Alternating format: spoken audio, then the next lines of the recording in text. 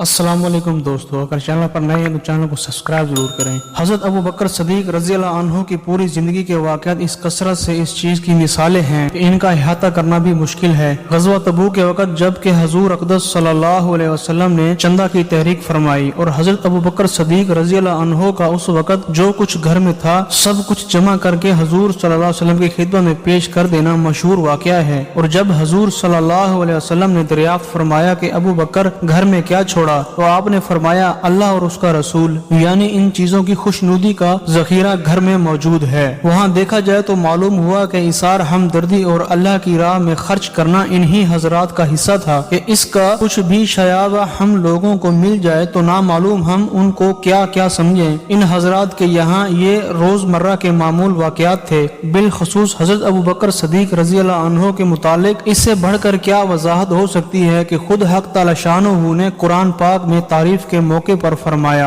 वसयुजन्नबु हल अतका, और उस आग से वो शख्स दूर रह जाएगा जो बड़ा परहेजगार है, जो अपना माल उस गर्ज से अल्लाह के रास्ते में देता है कि पाक हो जाए और बजुज अपने आलिशान परवरदिगार की रजा जुई के कोई और इसकी गर्ज नहीं है और किसी का उसके जिम्मा कोई एहसान ना था कि उसका बदला उतारना मकसूद हो। इसमें निहायत ही मुबालगा इखलास का है, क्योंकि किसी के एहसान का बदला उतारना भी मतलूब और मंदूब है,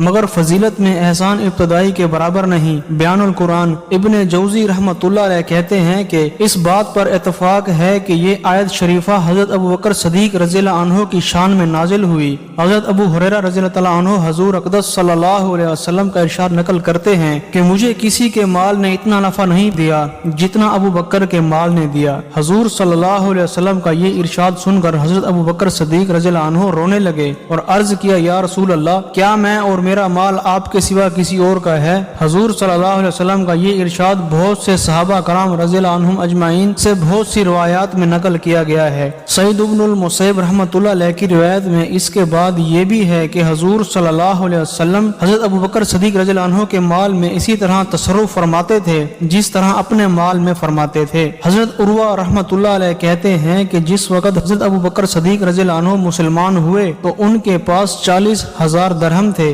जो सब हजूर सल्लल्लाहु अलैहि वसल्लम के ऊपर खर्च कर दिए। यानी हजूर सल्लल्लाहु अलैहि वसल्लम की खुशनुदी में एक और हदीस में है कि इस्लाम लाने के वक़्त 40,000 दरहम थे और हिजरत के वक़्त 5,000 रह गए थे। ये सारी रकम गुलामों के आज़ाद करने में, जिनको इस्लाम लाने के जुर्म में आज़ाद दिया जाता था, और इस्लाम के दूसरे कामों में खर्च कर दिए। हजरत अब्दुल्ला बिन जुबैर रज़ियल्लाहु अन्हु कहते हैं कि हजरत अबू बकर सदीक रज़ियल्लाहु अन्हु ज़ईफ गुलामों को खरीद कर आज़ाद किया करते थे और उनके वालिद अबू कुहाफा रज़ियल्लाहु अन्हु ने फरमाया कि अगर तुम गुलाम ही आज़ाद करने हैं तो कभी कभी गुलामों को खरीद कर आज़ाद किया करो कि वो तुम्हारी मदद भी कर सकें, वक़्त पर काम भी आ सकें। हजरत अबू बकर सदीक रज़ियल्लाहु अन्हु ने फरमाया कि मैं अपने लिए आज़ाद नहीं करता, मैं तो महज अल्लाह ताला की खुशनुदी के लिए आज़ाद करता हूँ। और हक ताला शानहू के यहाँ ज़ईफ कमजोर की मदद करना जितना अजर है वो कवि की मदद से बहुत ज्यादा है। एक और हदीस में हजूर सल्लल्लाहु अलैहि वसल्लम का इरशाद है कि कोई शख्स ऐसा नहीं जिसका मुझ पर एहसान हो और मैंने उसके एहसान का बदला ना दिया हो, मगर अबू बकर सदीक रज़ियल्लाहु अन्हु का एहसान मेरे जिम्मा है जिसका बदला मैं नहीं दे सकता।